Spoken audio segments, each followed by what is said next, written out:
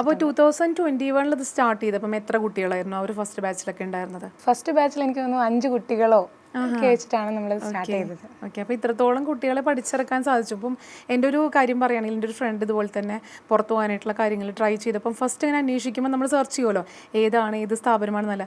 അപ്പോൾ success rate കൂടി നിൽക്കുന്ന ഒരു സ്ഥാപനമാണ് നമ്മുടെ ഈ ഒരു അറ്റ്മിയ ഇൻ്റർനാഷണൽ അക്കാദമി എന്ന് പറയുന്നത്. അപ്പോൾ അതിൻ്റെ കാരണം എന്തായിട്ടാണ് HOD ക്ക് പറയാൻ പറ്റുന്നത്? എനിക്ക് തോന്നിയിട്ടുള്ളതെന്ന് പറയുന്നത് അഡ്മിയിൽ വരുന്ന ഓരോ കുട്ടികൾക്കും കിട്ടുന്ന ഒരു ശ്രദ്ധയുണ്ട്.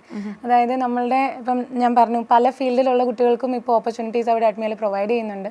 അപ്പോൾ നഴ്സസ് ആയിരിക്കാം, മറ്റ് ഫീൽഡിലുള്ളവരൊക്കെ. അപ്പം പലതരം തിരക്കുകളുള്ളവരുണ്ട്, പാർട്ട് ടൈം ജോലികൾ കഴിഞ്ഞ് വരുന്നവരുണ്ട്. അപ്പം നമ്മളെപ്പോഴും അവരുടെ ഒരു കംഫർട്ടും കൂടി നോക്കിയിട്ടാണ് നമ്മൾ ക്ലാസ്സസ് പ്രൊവൈഡ് ചെയ്യുക. അവർക്ക് എന്താണ് വേണ്ടതെന്ന് അനുസരിച്ച് മാത്രമേ നമ്മൾ ക്ലാസ് പ്രൊവൈഡ് ചെയ്യുക. അതായത് നമ്മളിപ്പോൾ 4 മൊഡ്യൂൾസ് എടുത്ത് തീർത്ത് കൊടുക്കുക എന്നുള്ളതല്ല നമ്മുടെ ഇൻറ്റൻഷൻ എപ്പോഴും.